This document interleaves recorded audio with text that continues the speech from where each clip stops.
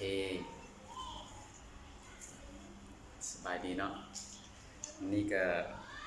มาลองเบิ่งเมนูตำบานคือรายการหางนาแนลของเบาเท่าเนาะของเฮากับมาลองเบิ่ง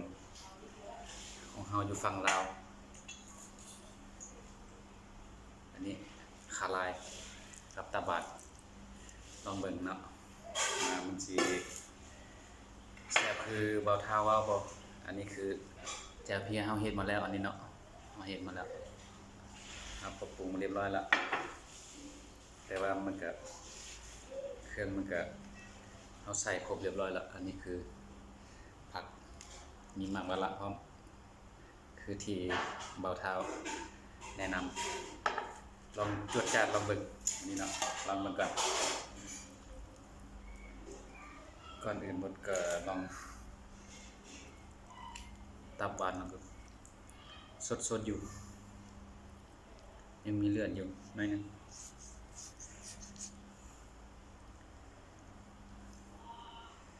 เอาแบบบางๆก่อนเนาะเฮายังบ่เก่งปานใดใส่แบบบางๆลงก่อน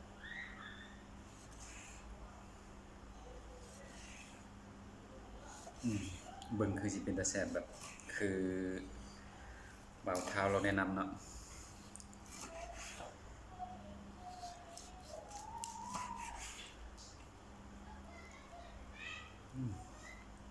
โอเคตอนนี้มันตอนน้อยเกินดีกว่า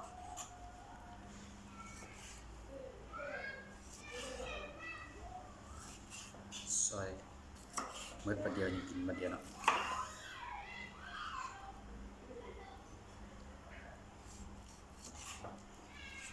ลองไปจวดจัดแล้วมัน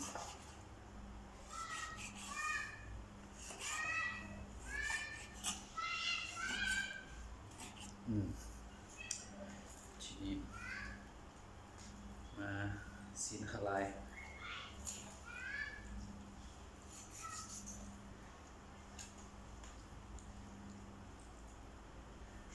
ซีนขลายเนาะสดๆยังแดงกับ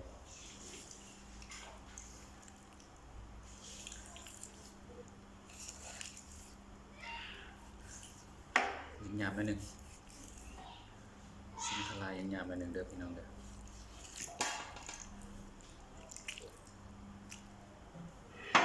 ยังออกหน่อยหนึ่งก็จะได้มันสิปีน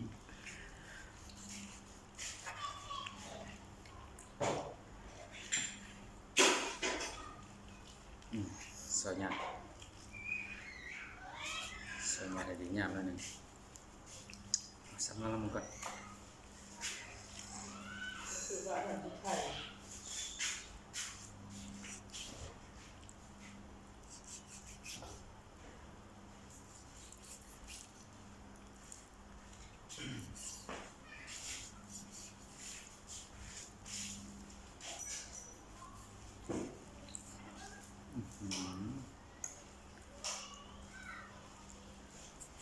หยาบไปนี่เนาะลองเบิ่งมันสิเป็นตะกินบ่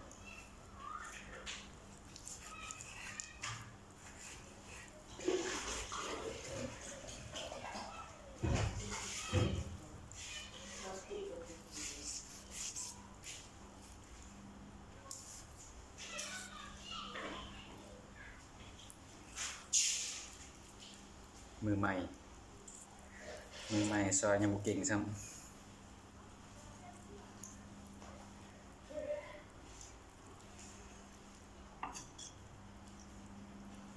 ซอยจุขาเขียน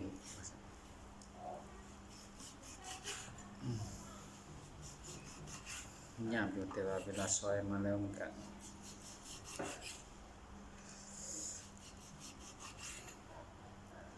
เนื้อซีมันงามอยู่มันเป็นลายดี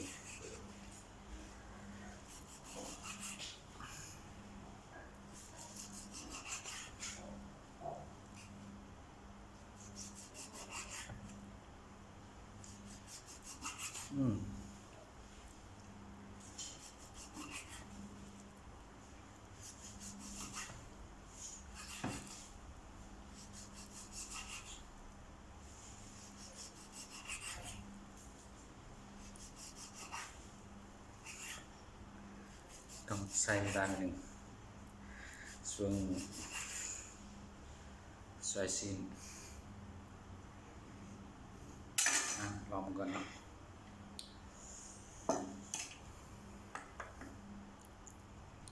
ตาบานน้องมัน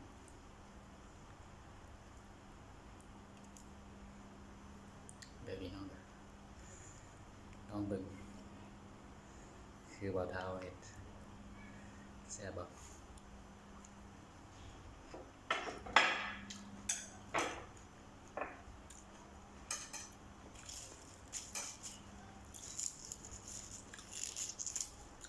ก็ทานอยู่เบียร์ยาสำเนียงเบียร์ยาฟิน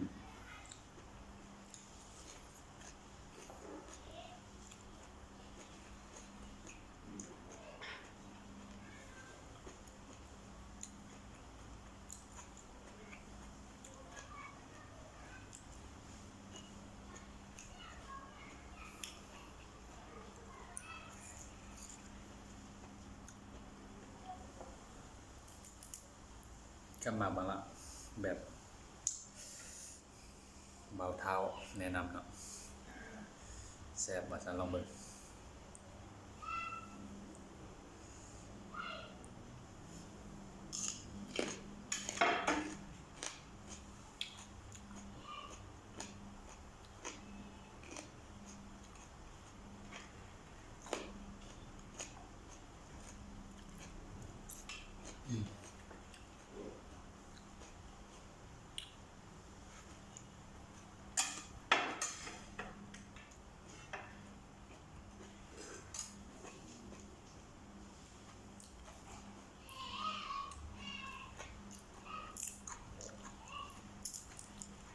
ชี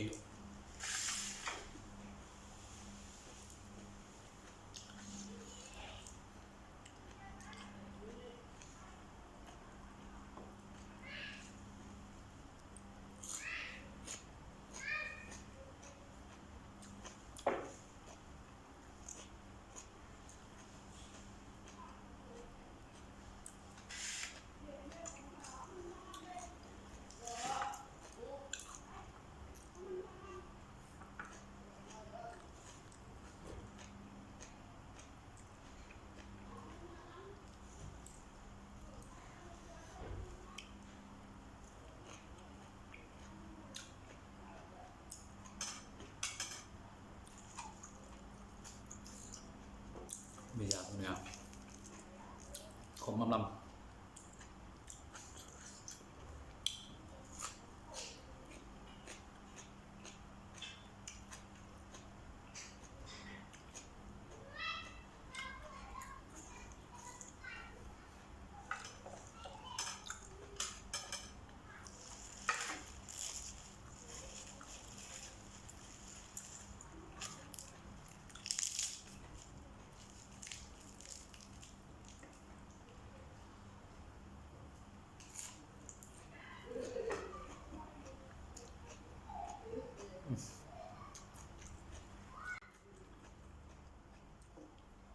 นี่ครับค่อยๆแรงๆนิดนึงแล้วกินเห็นแบบเบาเท้าแนะนำเลยลองแบบแซ่บอยู่เข้าท่าอยู่แล้วข้าวเหนียวให้หน่อยเสียส่วนร้านกินน้ำนะบุกินยาน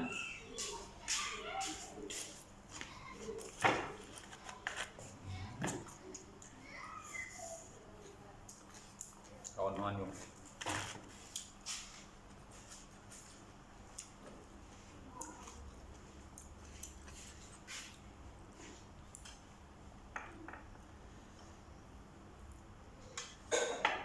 ทำใหญ่ๆหน่อยนึงนะ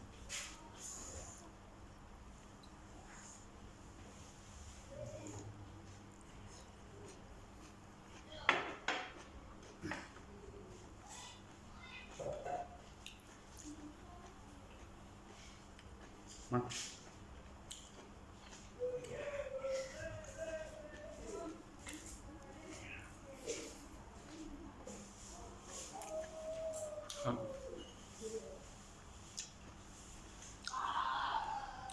หม่ำละผมเข้าท่าอยู่เข้ากันดีอยู่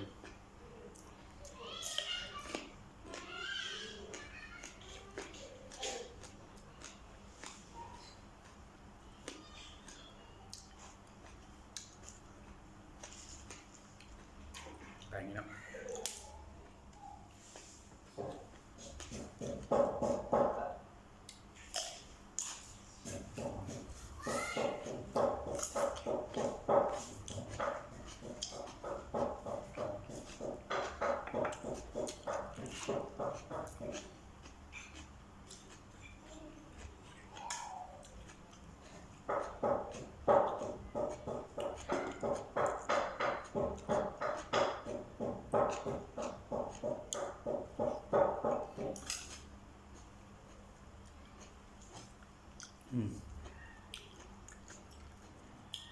ข้ามอยู่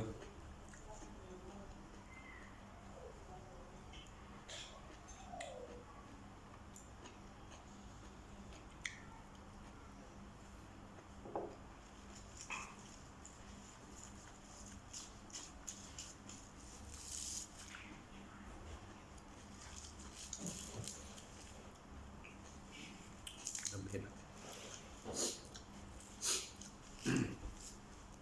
เบียร์ยาฟินกุ๊กยาฟิน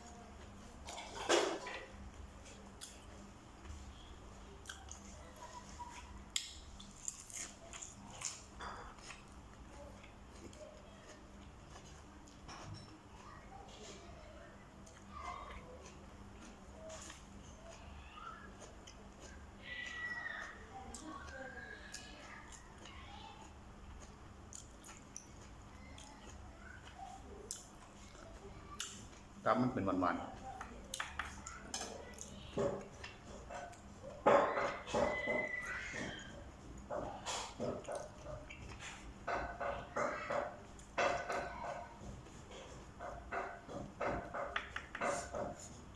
แต่ว่าซีนคันลายอย่างเงี้ยมันนึง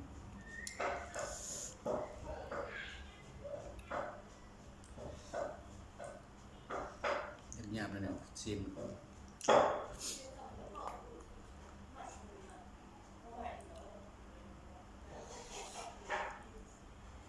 ตับ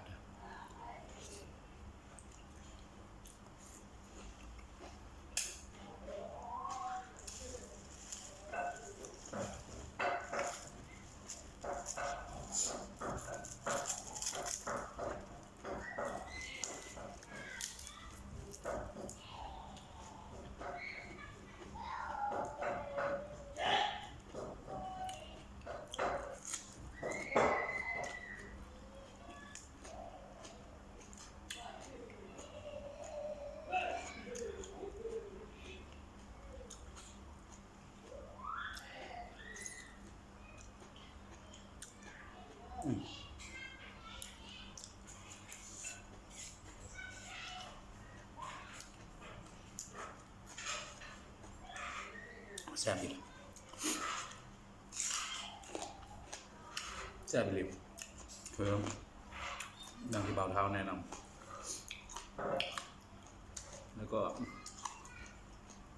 เวลาปรุงแจ่วเห็ดตำที่เบาเท้าแนะนำ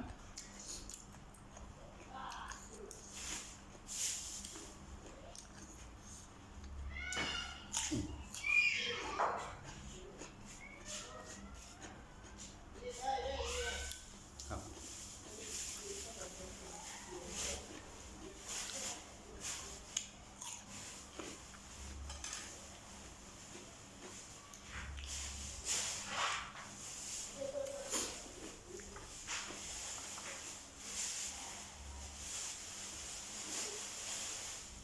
ดท้ายเนาะบุกการกินหลายยันชิ้นจะนำมาทำสุดท้ายทำยังไงเนาะ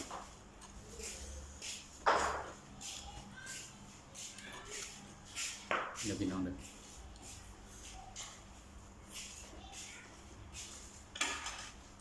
พอละทดสอบแล้วหมดถึงว่าโอเคอยู่แซ่บ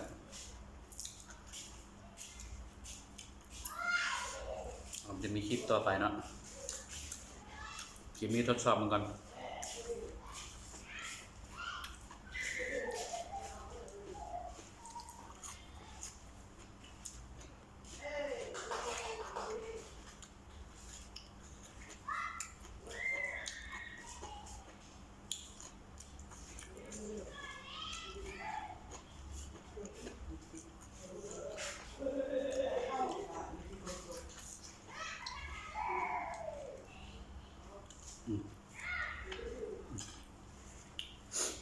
โอเคขอบใจ